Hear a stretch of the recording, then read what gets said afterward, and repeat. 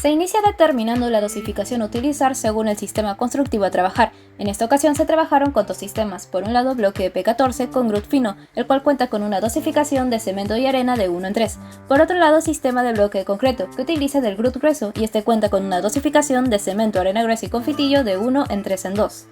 Una vez dosificados los ingredientes, se juntan en un contenedor. Enseguida se añade el agua para poder ir determinando la trabajabilidad del grout y se mezcla de manera envolvente con la ayuda de una espátula hasta conseguir el tipo de grout que se necesita. Con ayuda de unas jarras se empieza a vaciar el grout desde lo alto del muro por las cavidades que tenga el mismo. En caso coincida con un dowel, este se puede empujar hacia un lado para realizar el vaciado con mejor facilidad.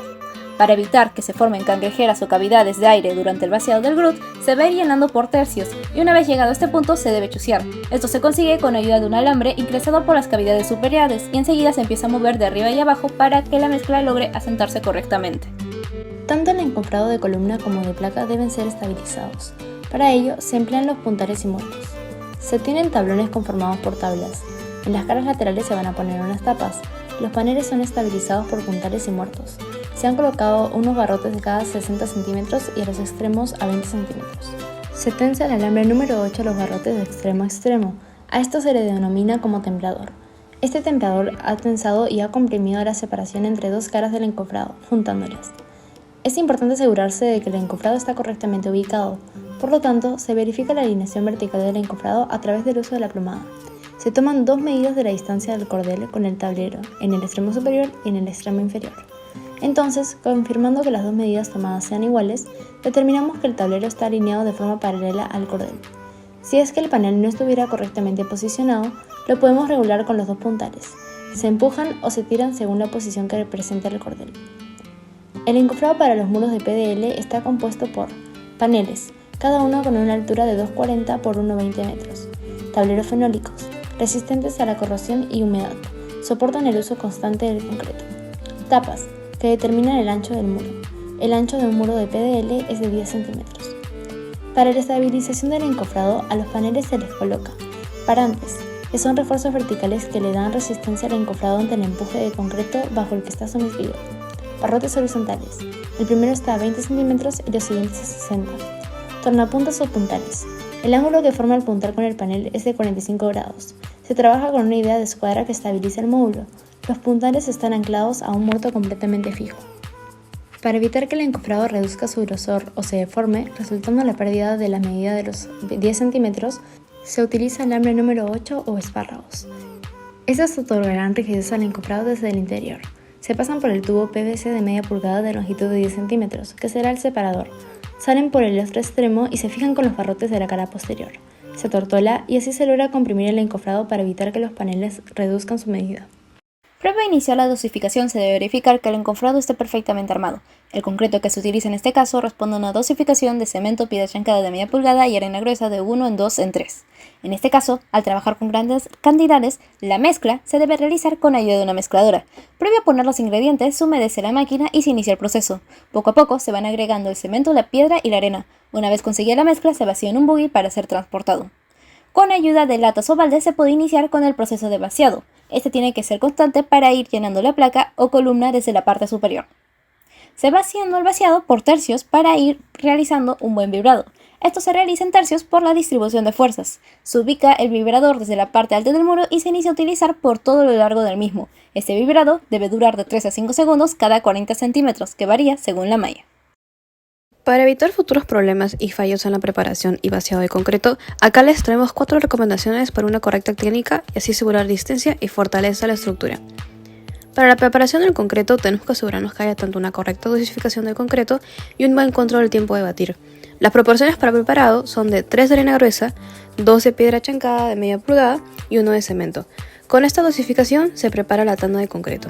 También hay que tener las proporciones del tiempo de estar batiendo. Generalmente son suficientes alrededor de 20 revoluciones por minuto.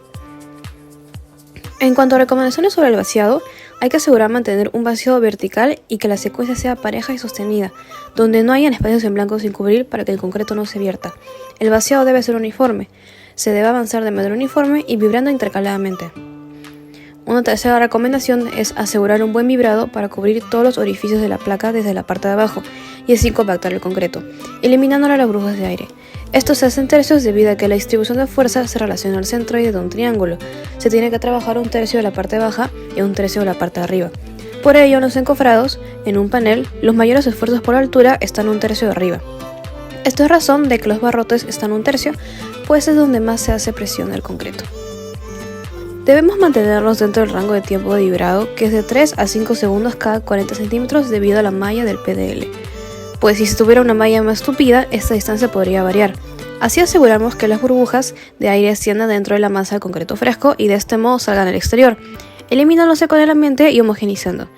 Si se excede ese rango de tiempo, la mezcla queda toda aguada debido a que las piedras se van abajo. Limpiar la zona del muro y humedecer. Se le aplicará la lechada, que es una mezcla que consiste en cemento puro y agua, y su consistencia será líquida. Ubicar los puntos de nivelación. Como mínimo se colocan 3. Estos puntos son pedazos de cerámica o de ladrillo que se pegan a la superficie del muro con una pasta de cemento. Esto se hace para definir el plano del tarrajeo. Los puntos se cuadran con la plumada dejando 1 centímetro de espesor desde el muro. Para la correcta ubicación de nuestro punto tomaremos de referencia un punto ya existente. Se debe verificar su correcta nivelación tanto de manera diagonal, vertical como horizontal. Con ayuda de la plumada, regla de aluminio, a nivel de mano haremos las respectivas nivelaciones. Haremos esto hasta conseguir el ancho necesario. Luego prepararemos nuestra mezcla de tarrajeo. Para esto utilizaremos la proporción de cemento arena fina 1:5 y mezclaremos utilizando agua. Dependiendo de la humedad del material, le echaremos más agua o espolvorearemos un poco de cemento para regular la humedad. Echaremos un poco de nuestra mezcla en la paleta y con ayuda de nuestra plancha para batir la arrojaremos hacia el muro. Para este caso consideraremos el tarrajeo de 2 líneas a los extremos, para luego seguir con la parte intermedia para después pasar con la regla de aluminio y realizar la nivelación.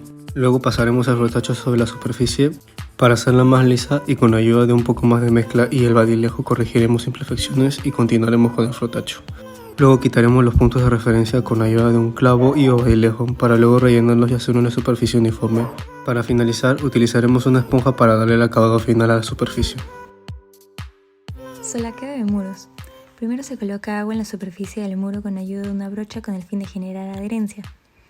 Luego se retiran todas las imperfecciones. Por ejemplo, en el caso de P14 se extraen los papeles de los orificios de los muros y aquellos que se utilizaron para nivelar los bloques. La mezcla para el solaqueo tendrá una proporción de cemento, arena fina 1:5 y agua. Se tendrá que comprobar la consistencia y luego se procederá a mezclar con la plancha de batir. Con ayuda del badilejo y frotacho cuadrado se rellenan los orificios o puntas imparejas con la mezcla para el solaqueo. Cabe recalcar que esta mezcla, a diferencia de la utilizada en el tarrajeo de muros, deberá ser un poco más aguada. Con este paso se logrará conseguir un muro más uniforme. Luego se empareja la mezcla con una brocha húmeda y un tecnopor.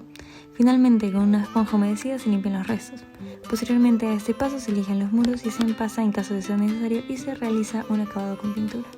Para la preparación del pegamento para el cerámico se debe utilizar una batidora que ayudará a homogeneizar toda la mezcla del pegamento y agua. Es importante tener en cuenta que por cada kilo de pegamento se utiliza 1/4 de agua. Para comenzar con la colocación del cerámico, la superficie debe estar limpia, por lo que se usa una brocha en caso de ser una zona pequeña o una escoba para las zonas grandes. Antes de colocar la mayólica se debe tener en cuenta una línea referencial para que la mayólica salga recta. Para la realización de esta línea se empleará el tiralínea. Es importante tener en cuenta que para calcular la distancia de la línea primero se mide la mayólica y se dejan 5 centímetros de dilatación. Posteriormente se aplica el pegamento con la plancha de batir, luego con un raspín se esparce el pegamento se verifica la horizontalidad y con una y se espátula se nivela rellenan con los el nivel de espacios dibujo de vacíos la y se coma de quita el uno. excedente. Una vez Es colocado importante todo el mencionar cerámico, se que ponen el los rayo recetos del en las raspín puntas. es en un solo sentido Con una para esponja mejorar su humedecida adherencia. se limpia el cerámico, Se mientras coloca el que en un cerámico balde en el limpio se coloca la pegamento mezcla de y se fragua y desplaza agua. ligeramente Tener en cuenta que con por el cada objetivo kilo de de que el fragua se pegamento colocan cubra toda la 250 superficie del mililitros de agua. cerámico y no queden Se deja espacios vacíos. reposar de 6 a 10 minutos y se procede a mezclar. Después se llenan las juntas con una espátula y un fraguador que ayudan a adherir la fragua a la junta. Se quita el excedente y se deja secar de 20 a 30 minutos. Finalmente, con una esponja humedecida se limpia y se alisan las juntas.